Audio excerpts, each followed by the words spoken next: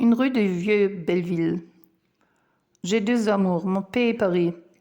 Dis-moi, mon oncle, c'est Edith Piaf qui a chanté ça? Nous sommes, mon oncle et moi, au numéro 72 de la rue de Belleville à Paris. Ici, c'est le 20e arrondissement. De l'autre côté de la rue, le 19e. Et devant nous, 4 marches d'escalier. Une plaque sur le mur avec ces mots. Sur ces marches est née Edith Piaf. Non, répond mon oncle, ce n'est pas elle, c'est Joséphine Baker. Edith Piaf aimait beaucoup Paris. Elle a chanté son amour pour cette ville dans d'autres chansons très célèbres. Sous le ciel de Paris. C'est à celle-là que tu penses? Ah, mon oncle, il sait vraiment beaucoup de choses. En fait, mon oncle n'est pas mon oncle. C'est un vieux ami de la famille, et je l'ai toujours appelé comme ça. Je vais chez lui en vacances chaque été, quand j'étais plus petite. Maman prenait le train avec moi, mais maintenant j'ai 14 ans et je le prends toute seule. J'arrive à la gare du Nord où il m'attend toujours avec un grand sourire. Il m'appelle ma petite, même si j'ai grandi. Sinon, reprend mon oncle, très inspiré quand on lui parle de chansons françaises. Il y a aussi Belleville, Ménilmontant, d'Aristide Bruand, l'homme à l'écharpe rouge qui chantait au cabaret du Chat Noir. Tu as sûrement vu sa tête sur les affiches de Toulouse-Lautrec. Tu sais, dans tous ces magasins pour touristes de Montmartre. Et nous continuons de monter à la rue de Belleville. C'est fatigant. Autrefois, il y avait un funiculaire. Aujourd'hui, quand on se retourne, on voit en bas le centre de Paris et on aperçoit la tour Eiffel très haute au-dessus de toi. N'est-ce pas qu'elle est belle notre tour, ma petite? Puis on arrive chez lui au numéro 105. Derrière la grande porte, quelle surprise! On se croit dans un jardin. Belleville est un vieux quartier ouvrier. Mon oncle m'a expliqué autrefois il y avait des guinguettes, des vignes et il reste encore beaucoup de nature. En avant 1860, Belleville n'était pas dans Paris. Alors, chez mon oncle, j'oublie que je suis dans la capitale. C'est comme la campagne au milieu de la ville. Mon oncle a toujours beaucoup d'idées pour les vacances. Des promenades, des musées, le cinéma, etc. Il vit seul et je suis un peu comme une fille pour lui. Il m'explique des choses sur l'histoire. Il sait que j'aime ça.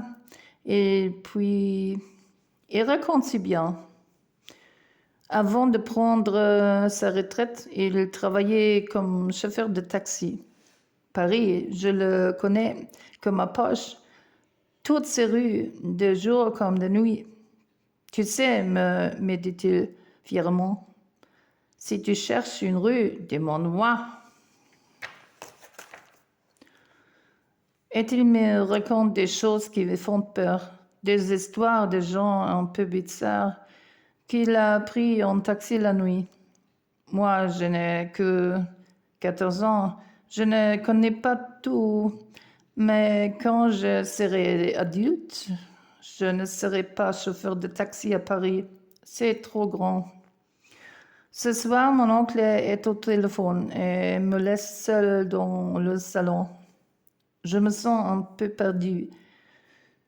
Je pense à mes parents, à mon petit frère, rester avec eux. Mais je lève la tête et je vois la grande bibliothèque remplie de livres. Impossible de m'ennuyer avec tout cela. Je regarde un livre, un deuxième, un troisième. Je ne sais pas lesquels choisir. Puis j'en vois un plus grand que les autres, un gros livre blanc avec des photos de Paris.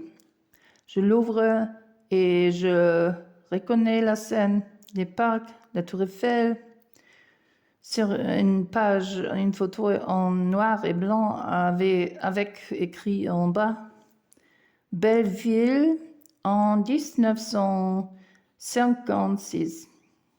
Une petite rue en pente avec des escaliers, une rampe de fer au milieu, un lampadaire, des maisons qui m'ont l'air vraiment pauvres, 4 filles qui jouent, qui discutent. Elles sont habillées avec des tabliers comme ma mère quand elle était petite. Et regarde, 3 garçons assis un peu plus bas sur les marches. Mais cette rue, où est-elle? Cet escalier, où est-il? Je n'ai jamais vu cet endroit. Vite, je vais chercher mon oncle et je lui montre la photo. Regarde, c'est à Belleville. C'est joli ce petit escalier. Mais tu sais où c'est? Dis-moi. Mon oncle me sourit et son sourire est rempli de mystère. Où est cette rue? Oui, je le sais, bien sûr. Si tu veux, je te la montrerai demain. Et il ne dit rien de plus. Le lendemain matin, nous partons à la recherche de cette rue. Nous descendons la rue de Belleville. Il fait beau et la Tour Eiffel est toujours là bien droite au-dessus des toits. Sous le ciel de Paris, chante mon oncle, de très bonne humeur, avec comme hier soir son sourire plein de mystère. Plus bas, nous prenons à gauche une petite rue qui descend, elle aussi, la rue Joyer-Rouve. Un peu plus loin, la rue remonte et à gauche, il y a l'entrée du parc de Belleville, un parc où j'aime beaucoup aller. Aujourd'hui, mon oncle n'entre pas dans le parc. Il continue tout droit. Une deuxième entrée, une troisième entrée, mais mon oncle n'entre toujours pas. Je ne comprends pas. Mon oncle, on ne va pas au parc aujourd'hui? Et là, à la 4e et dernière entrée qui donne sur la rue de Couronne, mon oncle me fait signe de le suivre. Nous entrons enfin dans le parc. Nous marchons sur des vieux pavés et il me dit « Voilà ta rue, ma petite. » Et je le regarde en ouvrant des yeux, des grands yeux, et je ne comprends pas où ça. Il commence à me fatiguer avec tous ces mystères. Après tout, je ne suis pas un détective. Je ne vois qu'un chemin avec des pavés et les arbres du parc. Je ne vois pas de rue. Mon oncle rit. Nous ressentons du parc et il me dit « Lève la tête et regarde bien. Tu vois ce qu'il y a écrit sur ce bâtiment. Boulangerie, pâtisserie.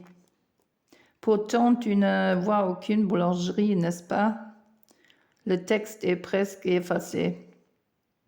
Et on dirait plutôt une galerie de photos.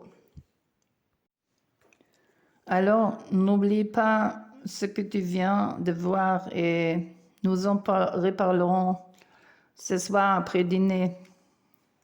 Bien installés le soir dans le canapé du salon, nous buvons une tisane et mon oncle prend un livre dans sa bibliothèque.